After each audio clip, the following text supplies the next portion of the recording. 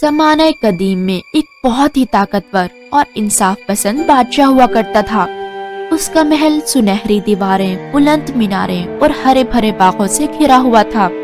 بادشاہ اپنی ملکہ سے بہت محبت کرتا تھا۔ دونوں ہنسی خوشی اور سکون سے بھری زندگی گزار رہے تھے۔ کچھ عرصے بعد خدا نے انہیں ایک بیٹی عطا کی۔ بیٹی اتنی خوبصورت تھی کہ محل روشنی سے بھر گیا۔ اس کا نام رکھا گیا پرنسس ارورا۔ بادشاہ اپنی بیٹی کو دیکھ کر ہر غم بھول جاتا۔ ملکہ پرنسس ارورا کو اپنی جان سے زیادہ پیار کرتی۔ محل میں ہر طرف خوشیوں کی آواز گونجتی رہتی۔ لیکن وقت ہمیشہ ایک جیسا نہیں رہتا۔ کچھ سالوں بعد ملکہ اچانک بیمار ہو گئی۔ روز روز اس کی صحت کمزور ہوتی چلی گئی۔ بادشاہ ہر ممکن کوشش کرتا رہا، لیکن بیماری بڑھتی ہی چلی گئی۔ ایک دن بیمار ملکہ اپنی بالکنی میں کھڑی تھی۔ نیچے باغ میں ہوا ہلکی ہلکی چل رہی تھی۔ ملکہ کی نظر ایک درخت پر بنی چڑیوں کے گھونسلے پر پڑی۔ گھونسلے میں ایک ماں چڑیا اور اس کے چھوٹے چھوٹے بچے تھے۔ ملکہ خاموشی سے انہیں دیکھنے لگی۔ اچانک وہ ماں چڑیا مر گئی۔ تھوڑی دیر بعد ایک دوسری چڑیا وہاں آئی۔ اس نے گھونسلے میں جھانک کر دیکھا، پھر ایک ایک کر کے ان معصوم بچوں کو اٹھایا اور انہیں گھونسلے سے باہر پھینک دیا۔ یہ منظر دیکھ کر ملکہ کا دل کانپ اٹھا۔ اس کی آنکھوں سے آنسو بہنے لگے۔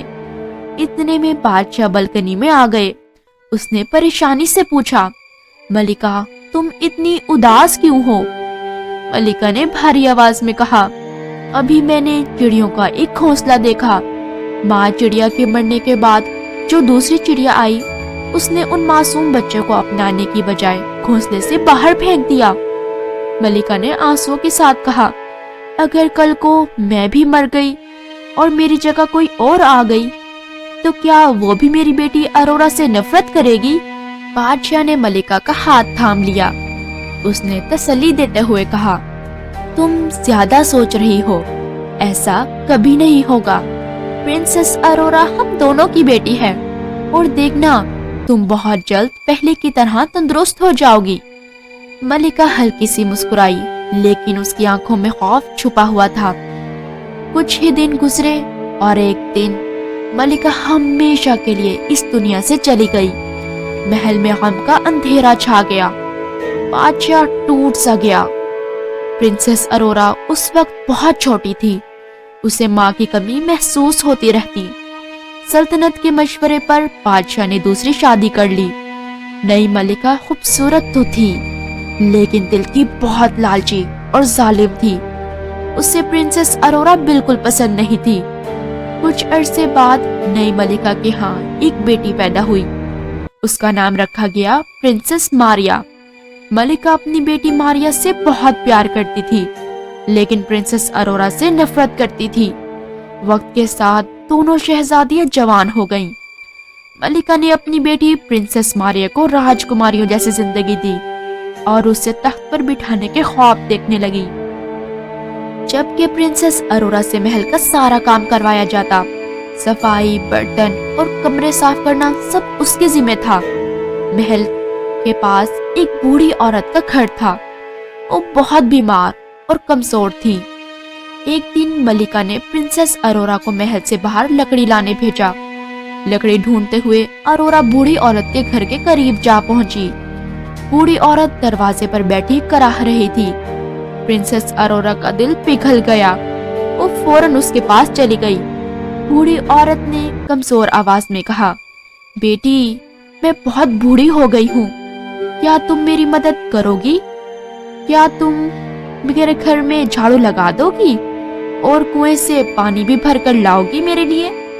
پرنسس ارورا نے مسکراتے ہوئے کہا، ہاں کیوں نہیں، آپ آرام سے بیٹھیے، میں ابھی سب کچھ کر دیتی ہوں۔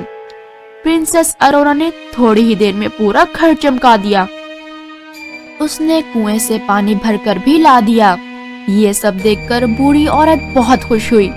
اس نے پرنسس ارورا کو دعا دی، بیٹی خدا تمہیں ہمیشہ مسکراتا رکھے، جب تم ہنسو تمہارے منہ سے ہیرے اور موتی جھڑیں، اور جب تم چلو تمہارے قدموں سے پھول کھل اٹھیں۔ प्रिंसेस अरोरा शुक्रिया अदा करके वहां से चली गई। वो अपने महल वापस लौट आई। अब जब भी प्रिंसेस अरोरा हंसती, हीरे और मोती गिरते और जब वो चलती, फूल खिल उठते। ये सब देखकर मलिका हैरान रह गई। उसके दिल में हसद की आग भड़क उठी।